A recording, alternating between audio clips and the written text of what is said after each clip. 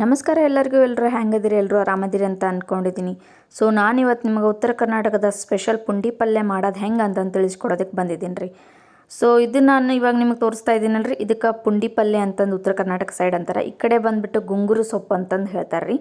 So ಪುಂಡಿ ಪಲ್ಯ ಈ ರೀತಿ ಚೆಂದಾಗಿ ತೊಳೆದಿಟ್ಕೊಂಡಿದ್ದೀನಿ. ಅದಾದಮೇಲೆ ಅದಕ್ಕೆ ಗೋಧಿ ನುಚ್ಚು ಅಥವಾ ಉಪ್ಪಿಟ್ಟು ರವೆ ಬರುತ್ತಲ್ರಿ, ಕೇಸರಿ ರವೆ, ಅದನ್ನು ತೊಗೊಂಡಿದ್ದೀನಿ. ಸೊ ಅದಾದಮೇಲೆ ಒಂದು 8ರಿಂದ 9 ಬೆಳ್ಳುಳ್ಳಿ ಹೆಸಳು ಮತ್ತು ಶೇಂಗಾ ಕಾಳು ಮತ್ತು ಕೊತ್ತಂಬರಿ, ಹಂಗೆ ಕರಿಬೇವು ಮತ್ತು ಸ್ವಲ್ಪ ಜೀರಿಗೆ, ರುಚಿಗೆ ತಕ್ಕಷ್ಟು ಉಪ್ಪು ರೀ, ಹಂಗೆ ಸ್ವಲ್ಪ ಅರ್ಶಿಣ ಪುಡಿ ಮತ್ತು ಬೆಲ್ಲ ರೀ. ಸೊ ಇವೆಲ್ಲವನ್ನು ತೊಗೊಂಬಿಟ್ಟು ಯಾವ ರೀತಿ ಪುಂಡಿ ಪಲ್ಯ ಮಾಡೋದಂತಂದು ತಿಳಿಸ್ಕೊಡ್ತೇನೆ ರೀ. ಸೊ ಅದಕ್ಕಿಂತ ಮುಂಚೆ ಯಾರೆಲ್ಲ ನನ್ನ ವಿಡಿಯೋನ ಫಸ್ಟ್ ಟೈಮ್ ನೋಡ್ತಾ ಇದ್ದೀರ ದಯವಿಟ್ಟು ಸಬ್ಸ್ಕ್ರೈಬ್ ಮಾಡಿರಿ, ಲೈಕ್ ಮಾಡಿರಿ, ಶೇರ್ ಮಾಡಿರಿ, ಹಂಗೆ ಪಕ್ಕದಲ್ಲಿರೋ ಬೆಲ್ಲೈಕನ್ನ ಒತ್ತಕ್ರಿ. ನಾನು ಮಾಡುವಂಥ ಪ್ರತಿಯೊಂದು ವಿಡಿಯೋ ನಿಮ್ಗೆ ಫಸ್ಟ್ ನೋಟಿಫಿಕೇಷನ್ನಾಗಿ ಬರುತ್ತೆ ರೀ. ಸೊ ನಾನಿಲ್ಲೊಂದು ಸ್ವಲ್ಪ ಗ್ಯಾಸ್ ಹಚ್ಚಿಬಿಟ್ಟು ಒಂದು ಕುಕ್ಕರಲ್ಲಿ ನೀರು ಹಾಕಿ ಕಾಯಕ್ಕಿಟ್ಟೇನೆ ರೀ. ಸೊ ಈ ರೀತಿ ನೀರು ಹಾಕಿಬಿಟ್ಟು ಕಾಯಕ್ಕಿಡ್ಬೇಕು ರೀ. ನೋಡಕತ್ತೀರಲ್ರಿ. ಸೊ ಇದನ್ನು ಒಂದು ಕುಕ್ಕರಲ್ಲಿ ಒಂದು ಕ್ವಾಂಟಿಟಿ ಪ್ರಕಾರ ನೀರು ಕಾಯಕ್ಕಿಡಬೇಕು. ಸೊ ಅವು ನೀರು ಕಾದ ನಂತರ ತೊಳೆದಿರುವಂಥ ಪುಂಡಿ ಪಲ್ಯನ ಅದ್ರಾಗ ಹಾಕ್ಬೇಕ್ರಿ. ಸೊ ಎಲ್ಲ ಪುಂಡಿ ಪಲ್ಯ ಹಾಕ್ಬೇಕು. ಇದು ನೋಡೋಕಷ್ಟ ಸ್ವಲ್ಪ ಜಾಸ್ತಿ ಅನ್ನಿಸ್ತೈತೆ ರೀ, ಬಟ್ ಕುದ್ದ ಮೇಲೆ ಅದು ಸ್ವಲ್ಪ ಆಕೈತಿ. ಸೊ ಹಾಗಾಗಿ ನಾನು ಸಣ್ಣ ಕುಕ್ಕರ್ನಾಗ ಬೇಯಿಸಾಕತ್ತೇನೆ ರೀ.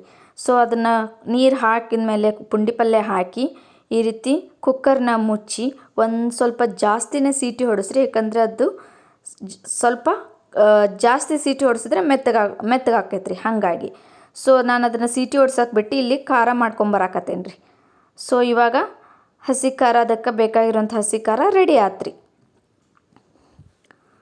ಸೊ ಹಸಿ ಖಾರ ರೆಡಿ ಆತ್ರಿ. ಅದು ಇವಾಗ ಕುದ್ದೈತ್ರಿ. ಈ ರೀತಿ ನೋಡಿರಿ, ಎಷ್ಟೊಂದು ಕಾಣಕತ್ತೈತಲ್ರಿ, ನೋಡಿದ್ರೆ ಕುದ್ದಿದ್ಮೇಲೆ ಈಟಾಗೈತೆ ನೋಡಿರಿ. ಸೊ ಇದು ಮಸ್ತಾಗಿ ಕುದ್ದೈತ್ರಿ. ಈಗ ಇದರಲ್ಲಿ ಹುಳಿ ಜಾಸ್ತಿ ರೀ, ಹಾಗಾಗಿ ಅದನ್ನು ಬೇಷಂಗೆ ಈ ರೀತಿ ಹಿಂಡ್ಕೋಬೇಕ್ರಿ. ನೋಡಿರಿ ಎಷ್ಟೊಂದಿತ್ರಿ ಪುಂಡಿ ಪಲ್ಯ, ಕುದ್ಮೇಲೆ ಏಟಾಗೈತೆ ನೋಡಿರಿ ಅದು. ಸೊ ಅದು ಕುದ್ಮೇಲೆ ಸ್ವಲ್ಪ ಆಕೈತ್ರಿ. ಅದ ಕುಕ್ಕರಲ್ಲಿ ಸ್ವಲ್ಪ ನೀರು ಹಾಕಿಬಿಟ್ಟು ಮತ್ತು ಸ್ವಲ್ಪ ಕಾಯಕ್ಕಿಟ್ಟೇನೆ ರೀ. ಸೊ ಈ ರೀತಿ ಕಳಕಳ ಅಂತ ಕಾಯಬೇಕು. ಸೊ ಅದಕ್ಕಾದ್ಮೇಲೆ ನಾನು ಚೆಂದಾಗೆ ನೀರು ಬಸೋದು, ಹುಳಿ ಎಲ್ಲ ಬಸೋದು ಪುಂಡಿ ಪಲ್ಯನ ಹಿಂಡ್ಕೊಂಡು ಇಟ್ಕೊಂಡಿದ್ದೆ ರೀ, ಅದನ್ನು ಹಾಕ್ಕೊಳಕತ್ತೇನೆ. ಅದಾದಮೇಲೆ ಸ್ವಲ್ಪ ಶೇಂಗಾ ಕಾಳು ಹಾಕ್ಕೊಳಕತ್ತೇನೆ ರೀ. ನಿಮ್ಗೆ ತೋರಿಸಿದ್ನಲ್ರಿ ಆಗಲೇ. ಸೊ ಅವೆಲ್ಲ ಶೇಂಗಾ ಕಾಳನ್ನ ಹಾಕ್ಕೊಳಕತ್ತೇನೆ ರೀ. ಅದಾದಮೇಲೆ 8ರಿಂದ 9 ಬೆಳ್ಳುಳ್ಳಿ ಹೆಸಳನ್ನ ಜಜ್ಜಿಟ್ಕೊಂಡೆ, ಅದನ್ನು ಹಾಕ್ಕೊಂಡೇನಿ ರೀ. ಅದಾದಮೇಲೆ ಕೇಸರಿ ರವೆ, ಉಪ್ಪಿಟ್ಟು ರವೆ ಅಂತಿರಲ್ಲ, ನಿಮ್ಮ ಮನೆಯಲ್ಲಿ ಏನಾದರೂ ಗೋಧಿ ನುಚ್ಚಿದ್ರೆ ಅದನ್ನು ಹಾಕ್ಕೋಬೋದು. ಅದು ಇಲ್ಲ ಅಂತಂದರೆ ಈ ರೀತಿ ಉಪ್ಪಿಟ್ಟು ರವೆ, ಕೇಸರಿ ರವೆ ಹಾಕ್ಕೋಬೋದು. ಅದಾದಮೇಲೆ ಸ್ವಲ್ಪ ಜೀರಿಗೆ ಹಾಕ್ಕೊಂಡೇನಿ ರೀ, ಮತ್ತು ಸ್ವಲ್ಪ ಕರಿಬೇವು ಮತ್ತು ಕೊತ್ತಂಬರಿ ಹಾಕ್ಕೊಂಡೇನಿ ರೀ. ಅದಾದಮೇಲೆ ಸ್ವಲ್ಪ ಹಸಿ ಖಾರ ಹಾಕ್ಕೊಂಡೇನಿ ರೀ. ಪುಂಡಿ ಪಲ್ಯ ಸ್ವಲ್ಪ ಖಾರ ಜಾಸ್ತಿ ಇದ್ರೇ ರುಚಿ ಬರ್ತೈತೆ ರೀ, ಹಾಗಾಗಿ ಸ್ವಲ್ಪ ಖಾರ ಜಾಸ್ತಿನೇ ಹಾಕ್ಕೊಳ್ರಿ ಇದಕ್ಕೆ.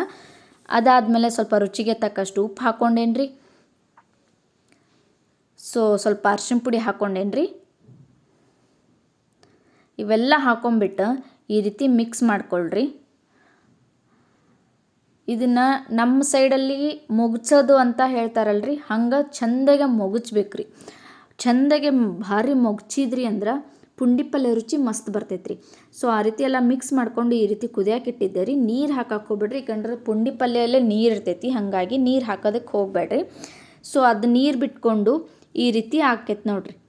ಸೊ ಈ ರೀತಿ ಆದಮೇಲೆ ಸ್ವಲ್ಪ ಮೇಲೆ ನೀವು ಎಣ್ಣೆ ಹಾಕ್ಕೊಳ್ರಿ. ನಾನು ಎಣ್ಣೆ ಹಾಕ್ಕೋಬೇಕಾದ್ರೆ ವೀಡಿಯೋ ಸ್ವಲ್ಪ ಅದು ಸ್ಕಿಪ್ ಆಯಿತು, ಹಾಗಾಗಿ ಅದು ತೋರ್ಸೋದಕ್ಕಾಗಲಿಲ್ಲ. ಸ್ವಲ್ಪ ಮೇಲ್ಗಡೆ ಎಣ್ಣೆ ಹಾಕ್ಕೊಂಡು ಅದಾದಮೇಲೆ ಸ್ವಲ್ಪ ಬೆಲ್ಲ ಹಾಕ್ಕೊಳ್ರಿ.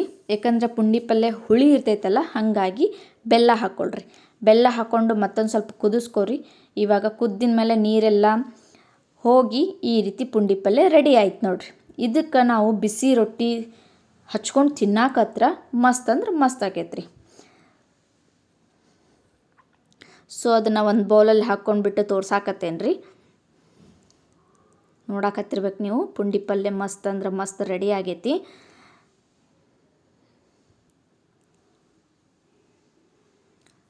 ನೋಡ್ರಿ, ನೋಡಿದ ತಕ್ಷಣ ಬಾಯಾಗ ನೀರು ಹಂಗೆ ಬರ್ತಾವ್ರಿ. ಇದಕ್ಕೆ ಬಿಸಿ ಬಿಸಿ ರೊಟ್ಟಿ ಮಾಡೋದು ಹೆಂಗೆ ಅಂತಂದು ತಿಳಿಸ್ಕೊಡ್ತೇನೆ ರೀ. ಹಂಗೆ ಇದನ್ನು ಬಿಸಿ ರೊಟ್ಟಿ ಜೊತೆ ತಿನ್ನಾಕತ್ರ 2-3 ಅಂತೂ ಮಿನಿಮಮ್ ರೊಟ್ಟಿ ಹೊಕ್ಕಾವ ನೋಡ್ರಿ. ಸೊ ಇವಾಗ ಬಿಸಿ ರೊಟ್ಟಿ ಮಾಡೋದು ಹೆಂಗಂತ ತಿಳಿಸ್ಕೊಡ್ತೇನೆ ರೀ. ಒಂದು ಕಡಾಯಿ ಒಳಗೆ ನೀರು ಕಾಯಕ್ಕಿಟ್ಟೇನಿ ರೀ. ಸೊ ನೀರು ಈ ರೀತಿ ಕಳ ಕುದಿಬೇಕು ನೋಡ್ರಿ. ಸೊ ಈ ರೀತಿ ಕಳ ಕುದ್ಮೇಲೆ ನಾನಿಲ್ಲಿ ಹಿಟ್ಟು ಹಾಕ್ಕೊಂಡಿದ್ನಲ್ರಿ, ಅದಕ್ಕೆ ಹಿಂಗೆ ನೀರು ಹಾಕ್ಕೊಂಡು ನಾವು ಚಮಚಲೆ ಹಿಂಗೆ ಕಡ್ಡಾಡಿಸ್ಕೊಂಡು ಒಬ್ಬೊಬ್ರು ಏನು ಮಾಡ್ತಾರೆ ಅಂತಂದರೆ ಮುದ್ದೆ ರೆಡಿ ಮಾಡಿಕೊಂಡು, ಜೋಳದ ಮುದ್ದೆ ರೆಡಿ ಮಾಡಿಕೊಂಡು ರೊಟ್ಟಿ ಮಾಡ್ತಾರೆ ರೀ.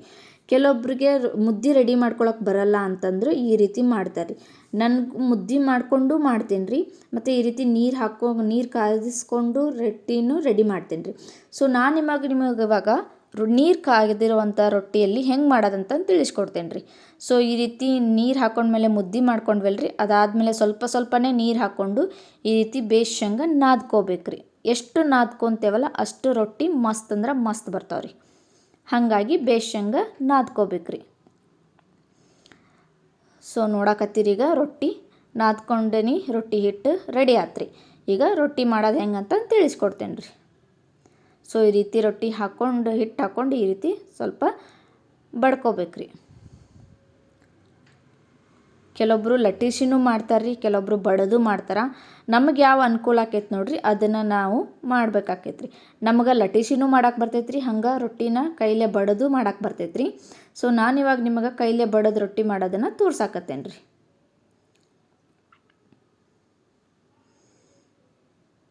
ನೋಡಿರಿ, ಈ ರೀತಿ ಪಟ್ ಅಂತಂದು ಬಡಿಬೇಕ್ರಿ.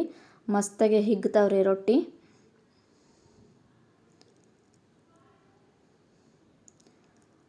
ಸೊ ರೊಟ್ಟಿ ರೆಡಿ ಆಗಾಕತ್ತಾವು. ಈ ರೀತಿ ಬಿಸಿ ರೊಟ್ಟಿಗೆ ಪುಂಡಿ ಪಲ್ಯ, ಸೊಪ್ಪು, ಹಂಗೆ ಕೆಂಪಿಂಡಿ ಅಂತಾರಲ್ರಿ, ಅದನ್ನು ಸತ ಹಚ್ಕೊಂಡು ತಿನ್ನಾಕತ್ವಿ ಅಂದ್ರೆ ಮಸ್ತ್ ಅಂದ್ರೆ ಮಸ್ತ್ ರೊಟ್ಟಿ 2-3 ಅಂತೂ ಮಿನಿಮಮ್ ಹೋಗ್ತಾವೆ ನೋಡ್ರಿ. ಸೊ ಹಂಚು ಕಾಯಕ್ಕಿಟ್ಟಿದ್ದು ಹಂಚು ಮಸ್ತಾಗೆ ಕಾದಿತ್ತು. ಈಗ ಅದನ್ನು ರೊಟ್ಟಿ ಹಾಕಿ ಅದಕ್ಕೆ ನೀರು ಹಚ್ಬೇಕ್ರಿ. ಈ ರೀತಿ ನೀರು ಹಚ್ಕೊಂಡು ರೊಟ್ಟಿ ಬೇಯಿಸ್ಕೋಬೇಕ್ರಿ, ಬುಡಕ ಮೇಲೆ ಮಾಡಿ. ನೋಡಕತ್ತಿರ್ಬೇಕು ನೀವು, ಮಸ್ತಾಗೆ ರೊಟ್ಟಿ ರೆಡಿ ಆತಲ್ರಿ.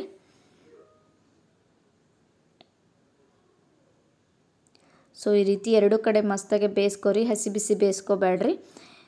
ಚಂದಾಗೆ ಮಸ್ತಾಗೆ ಉಬ್ಬೋ ಥರ ಬೇಯಿಸ್ಕೊರಿ. ಈ ರೀತಿ ಉಬ್ಬಬೇಕು ನೋಡ್ರಿ ರೊಟ್ಟಿ. ಈ ಥರ ಬಿಸಿ ರೊಟ್ಟಿ ಮಾಡ್ಕೊಂಡು ಅವಾಗಿಂದ ಅವಾಗ ಪುಂಡಿ ಪಲ್ಯ ಜೊತೆ ಹಚ್ಕೊಂಡು ತಿನ್ನಾಕತ್ವಿ ಅಂದ್ರೆ ಮಸ್ತ್ ಟೇಸ್ಟ್ ಬರ್ತೈತೆ ರೀ. ನೀವು ಒಂದು ಸಲ ಮನ್ಯಾಗ ಟ್ರೈ ಮಾಡಿರಿ, ಹೆಂಗಾಗೈತೆ ಅಂತ ಕಮೆಂಟ್ ಬಾಕ್ಸಲ್ಲಿ ತಿಳಿಸ್ರಿ. ಮತ್ತೊಂದು ರೆಸಿಪಿ ಒಂದಿಗೆ ಬರ್ತೇನೆ ರೀ. ಅಲ್ಲಿವರೆಗೂ ನಮಸ್ಕಾರ ರೀ.